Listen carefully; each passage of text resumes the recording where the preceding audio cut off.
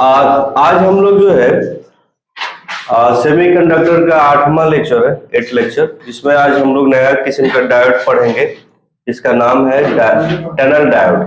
ठीक है, ये भी इम्पोर्टेंट ही है। टनल डायोड का आपका ये सिंबल है, इस तरीके से इसको हम लोग इंडिकेट करते हैं, लिखते हैं। क्लियर। अब हम लोग समझते हैं कि टनल डायोड है क्या। जिस तरीके से जितने भी हम लोग डायोड पढ़ा है ना, चाहे वो जीनर डायोड है, पीएन जंक्शन डायोड है या वैरेक्टर डायोड है ना, सब जो है सेमीकंडक्टर मटेरियल से बनता है। तो ये भी हमारा जो है सेमीकंडक्टर मटेरियल से ही बनेगा, लेकिन फर्क यही है कि और सब सिलिकॉन से बनता था, लेकिन ये हमारा जर्मेनियम से बनेगा। इसमें कुछ नया नया चीज एक्सेप्शन है, ये हम कहेंगे कि ये भी हमारा पीएन जंक्शन डायोड ही है, लेकिन ये जो है आपका जर्मेनियम से बनेगा और ये उच्च डोपिंग का होता है। बहुत इंपॉर्टेंट पॉइंट है, हमने कुछ पॉइंट को मेंशन कर दिया है। ये डायोड हमारा जो है उच्च डोपिंग इन द सेंस की जो जब हम जोड़ते हैं ना तो ज्यादा मात्रा में जोड़ेंगे।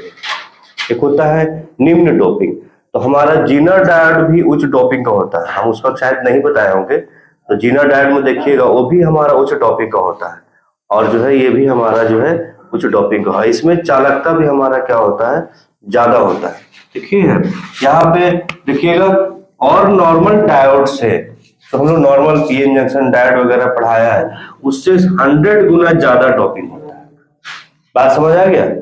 जिसे नॉर्मल जो डायोड पढ़ाया है उससे हमारा जो है 100 गुना ज्यादा डोपिंग रहेगा। साथ साथ में इसका डिप्लेशन लेयर जो है, जैसे हम लोग डिप्लेशन लेयर बोलते थे ना कि ये आपका पी टाइप है और ये आपका एन टाइप है, और जब हमारा यहाँ से जो हॉल है और आपका जो है इधर जो फ्री इलेक्ट्रॉन है, ठीक है, ये सब तो बहुत बार हम लोग डिस्कशन कर चुके हैं। ठीक है, तो जिधर कम रहता था, जैसे हॉल इधर नहीं है, कम है, तो हॉल इधर आ जाता था। क्लियर, हॉल इधर आ जाता था, और हमारा जो इधर फ्री इलेक्ट्रॉन ज्यादा है, इधर फ्री इलेक्ट्रॉन कम है, तो फ्री इलेक्ट्रॉन क्या हो जाता है, इधर आ जाता है। तो हॉल के तरफ फ्री इलेक्ट्रॉन और एन के तरफ, सॉरी पी के तरफ फ्री इलेक्ट्रॉन और एन के तरफ हॉल आ जाता था, तो हम लोग ये जो लेयर बनता है इस लेयर को डिप्लेशन लेयर बोलते हैं। और दूसरा चीज की डिप्लेशन लेयर सोर्स को लगाने से घटता बढ़ता था। अगर हम इस ये पी टैप को बैटरी का पॉजिटिव टर्मिनल से जोड़ते हैं तो डिप्लेशन लेयर क्या होता है, कम हो जाता है, बहुत पतला हो जाता है, जिसको हम लोग फॉरवर्ड वाइस भी बोलते हैं। और यही हमारा पी टाइप है। और एन टाइप, एन बैटरी के नेगेटिव से अगर हम जोड़ते हैं, ठीक है, तो हमारा ये डिप्लेशन लेयर क्या हो जाता है, बढ़ जाता था, जिसे हम लोग रिवर्स बायस भी बोलते हैं। और हम लोग नॉर्मल डायोड में हमने कहा भी था कि हमारा फॉरवर्ड बायस में डायोड काम करता है और रिवर्स बायस में कुछ डायोड का अपना अपना कंडीशन है, तो कोई फॉरवर्ड बायस में, कोई रिवर्स बायस में। सारा डायोड को हमने अलग अलग वीडियो में दिया है, तो अपना अपना वीडियो देखिएगा जो भी डायोड समझना है। क्लियर। तो हमने ये कहा कि इस डायोड में डोपिंग सबसे ज्यादा होता है, मतलब कि नॉर्मल जो डायोड होता है उससे 100 गुना ज्यादा। साथ में इसका डिप्लेशन लेयर जो होता है वो बहुत कम होता है। ठीक है, लगभग जो है 10 का पावर -4 मिलीमीटर, याद रखिएगा। और जब सप्लाई सोर्स देते हैं या नहीं देते हैं, एक तरह का वोल्टेज होता है यहाँ पे, जिसको हम लोग जो है बैरियर पोटेंशियल बोलते हैं, है ना, ये बैरियर वोल्टेज जो भी है, इसमें बहुत कम होता है। क्या होता है, और सब जो हमारा है इसमें वो सब डायोड के हिसाब से इसमें काफी कम होता है। उसको भंजन भी बोलते हैं, हो सकता है नया वर्ड नया भी आया है, हिंदी में इसको भंजन बोलते हैं, और नहीं तो पोटेंशियल बैरियर बोलते हैं, है ना। तो यहाँ पे इसका इस डायोड में काफी कम होता है। नॉर्मल हमने कहा था कि डायोड हमारा 2 तरह के पदार्थ से बनता है, चाहे सिलिकॉन मिलाएंगे या जर्मेनियम। तो ये हमारा डायोड जो है जर्मेनियम या जर्मेनियम आर्सेनाइड को एंटीमोनाइड भी कहते हैं, एंटीमोनाइड। क्लियर, जर्मेनियम आर्सेनाइड को एंटीमोनाइड भी कहते हैं। तो हमने लिख दिया है जर्मेनियम का या जर्मेनियम आर्सेनाइड या एंटीमोनाइड। हाँ, इसमें हमारा, अब जब हमने कहा कि डायोड को 2 तरीके से वर्क करता है, फॉरवर्ड बायस में भी और रिवर्स बायस में भी, तो इसमें फॉरवर्ड करंट होता है 5 मिली एम्पियर और जबकि रिवर्स करंट होता है 10 मिली एम्पियर। ये सब छोटा छोटा पॉइंट से क्वेश्चन निकालता है, इसलिए हमने सारा पॉइंट को इंडिकेट कर दिया है।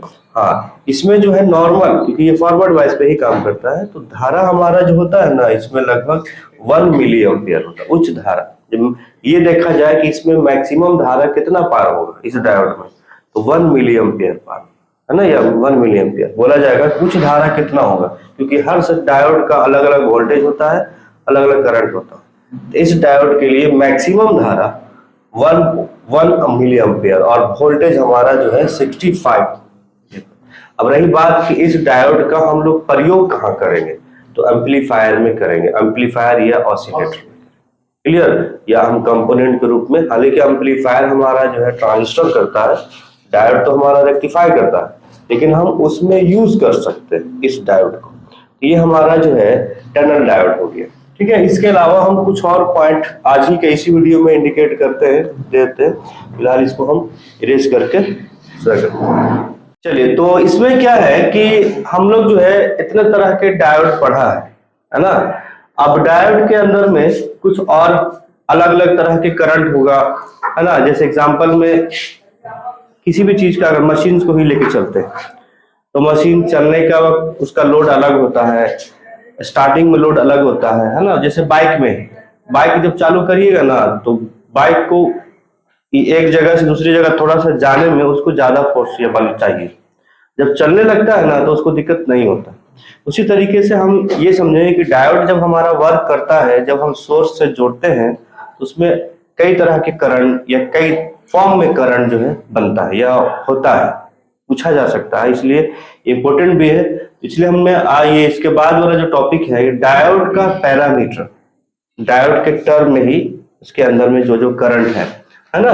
पहला हमारा जो है पीक प्लेट करंट, याद रखिएगा, हिंदी में भी ऐसे होता है, पीक प्लेट करंट। जब हमारा डायोड को सोर्स से अप्लाई कर जोड़ेंगे, तो देखा ये जाएगा कि डायोड में मैक्सिमम करंट कितना जा सकता है।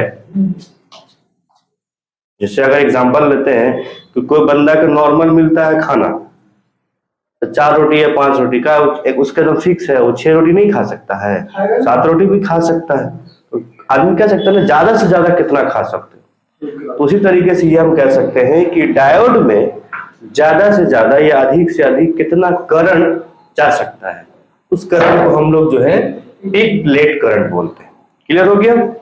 दूसरा चीज समझ गया दोस्त। अब हम बात करते हैं लोड करंट के बारे में। लोड करंट क्या है कि अगर हम ये डायोड है ऐसे जोड़ दिया, ठीक है, या अगर हमने यहाँ पे रजिस्टर लगा दिया और ये यहाँ पर ट्रांसफार्मर जैसे रेक्टिफायर में यूज किए हैं, तो देखा जाएगा कि यहाँ से करंट जाने के बाद ये डायोड का लोड हो गया, ये आउटपुट हो गया। तो यहाँ पर करंट कितना आया है, लोड करंट इसी को बोलेंगे। आउटपुट करंट कहिए चाहे लोड करंट बोलिएगा, है ना, इसी को बोलते हैं। क्लियर हो गया।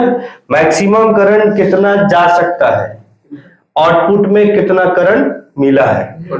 अब ये हमने ये भी देखा था कि डायोड को हम 2 तरीके से जोड़ते थे, स्रोत को रिवर्स बायस और फॉरवर्ड बायस। तो ये तो फॉरवर्ड बायस की कंडीशन में है, नाम नहीं दिया लेकिन फॉरवर्ड बायस में होगा। लेकिन अगर हम डायोड को रिवर्स बायस को ऑपरेट करेंगे, तो हमारा रिवर्स बायस में मैक्सिमम करंट कितना जा सकता है, ये हो गया पीक इनवर्स वोल्टेज, या वोल्टेज के भी हम बोल सकते हैं। ठीक है, पीक इनवर्स, मैक्सिमम कितना वोल्टेज जा सकता है, ये हो गया आपका जो है पीक इनवर्स वोल्टेज। क्लियर। अब इसको समझिए, काफी इंपॉर्टेंट है। इसको बोलते हैं सर्ज धारा, ट्रांजिस्टर। जैसे ही हम स्विच को ऑन किया, पहली बार में स्टार्टिंग में कितना धारा मैक्सिमम गया। हालांकि सब टॉपिक दूसरे से रिलेट कर रहा है, कंफ्यूज नहीं होइएगा।